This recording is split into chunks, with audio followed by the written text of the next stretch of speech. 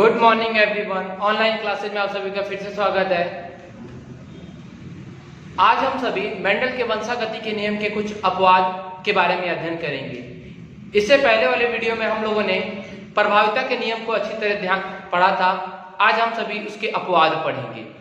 तो अगर आपने मेरा वो वीडियो नहीं देखा है तो आप उसको जरूर देखें। उसका लिंक इसके डिस्क्रिप्शन में है और ज्यादा से ज्यादा आप उसे लाइक करें और शेयर करें। और अगर आपने मेरे चैनल को सब्सक्राइब नहीं किया है तो उसे सब्सक्राइब करना ना भूलें। चलिए शुरू करते हैं आज का टॉपिक, मेंडल के वंशागति के नियम के कुछ अपवाद। तो मेंडल का पहला वंशागति का नियम था प्रभाविता का नियम, उसका अपवाद हम लोग को यहाँ पढ़ना है। तो प्रभाविता का नियम क्या था, तो एक बार प्रभाविता का नियम को हम लोग री-कर लेते हैं। तो प्रभाविता का नियम यह था कि जब किसी विपरीत जोड़े वाले एलील युग्म का आपस में क्रॉस कराया जाता है तो उनमें से एक जो होता है प्रभावी हो जाता है, एक लक्षण प्रभावी हो जाता है तथा दूसरा लक्षण अप्रभावी हो जाता है। इसे ही हम प्रभाविता का नियम कहते हैं। आज हम सभी प्रभाविता के नियम का अपवाद पढ़ेंगे। तो इसका पहला अपवाद है अपूर्ण प्रभाविता, जिसको इनकम्प्लीट डोमिनेंस कहते हैं। इनकम्प्लीट मतलब पूरा कंप्लीट ना होना, मतलब कि अपूर्ण मतलब पूरा ना होना, मतलब पूरा ना होना। और प्रभाविता मतलब प्रभावित, अर्थात इसका परिभाषा क्या हो जाएगा कि पूरा प्रभावित ना होना। और दूसरा हमारा है सप्रभावित, कोडोमिनेंस।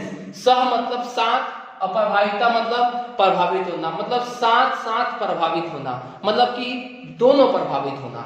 तो आज हम इन दोनों के बारे में अलग अलग अध्ययन करेंगे। तो पहला हमारा टॉपिक है अपूर्ण प्रभाविता।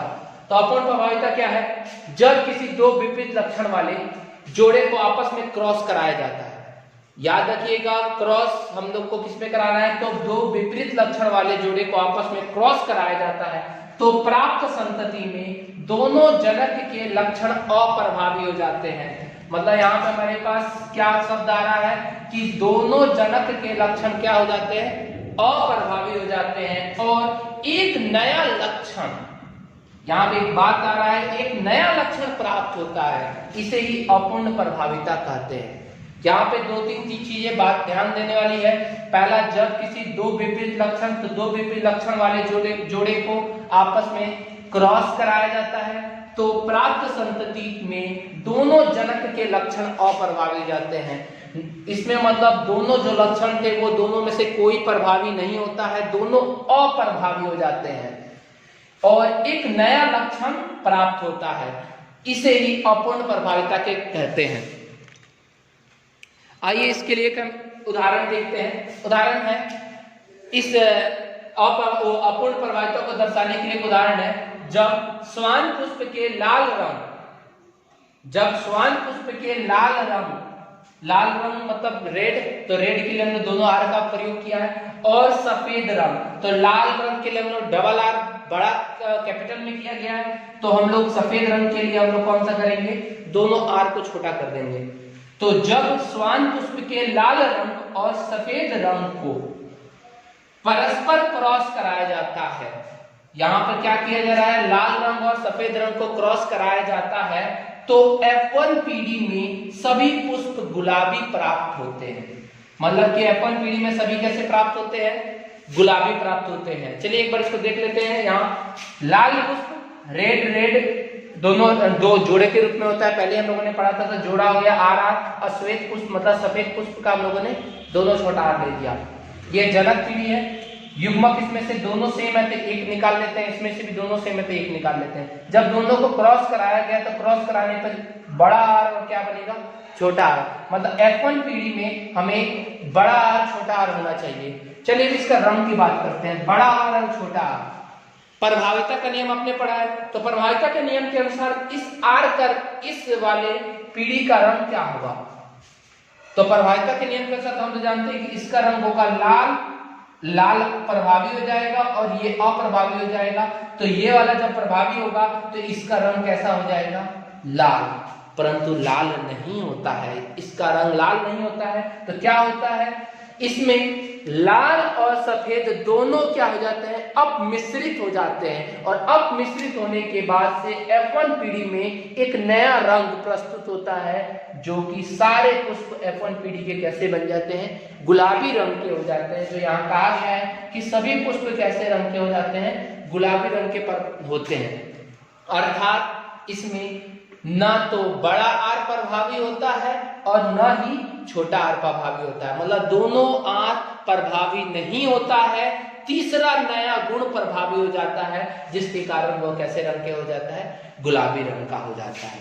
तो यही है, एक बार फिर से देख लेते हैं। जब किसी दो विपरीत लक्षण वाले जोड़े को आपस में क्रॉस कराया जाता है तो प्राप्त संतति के दोनों लक्षण अप्रभावी हो जाते हैं और एक नया लक्षण प्राप्त होता है। इसे अपूर्ण प्रभाविता कहते हैं। जैसे जब श्वान पुष्प के लाल रंग और सफेद रंग को परस्पर क्रॉस कराया जाता है तो F1 पीढ़ी में सभी पुष्प गुलाबी रंग के प्राप्त होते हैं। अर्थात लाल और सफेद दोनों रंग में से कोई रंग प्रभावी नहीं होता है, एक तीसरा रंग प्रभावी हो जाता है।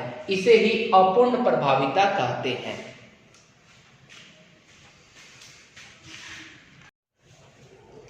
चलिए नेक्स्ट अपवाद है सहप्रभाविता, कोडोमिनेंस। क्या होता है सहप्रभाविता? तो सहप्रभाविता, सह मतलब साथ और प्रभाविता मतलब प्रभावित होना, मतलब साथ साथ प्रभावित होना। अर्थात जब किसी दो विपरीत लक्षण वाले जोड़े को आपस में क्रॉस कराया जाता है तो प्राप्त संतति में दोनों जनक के लक्षण प्रभावी रूप से दिखते हैं। क्या कर रहा है कि दो विपरीत लक्षण है और दोनों विपरीत लक्षण वाले जोड़े को आपस में क्रॉस कराया जा रहा है तो दोनों जनक के लक्षण क्या हो जाते हैं, प्रभावी हो जाते हैं। इसे ही सप्रभाविता कहते हैं। इससे पहले हम लोगों ने अपूर्ण प्रभाविता पढ़ा था जिसमें कोई प्रभावित नहीं हो रहा था, और यहाँ सप्रभाविता में हम लोग दोनों प्रभावित हो जा रहा है, इसे सप्रभाविता कहते हैं। सप्रभाविता का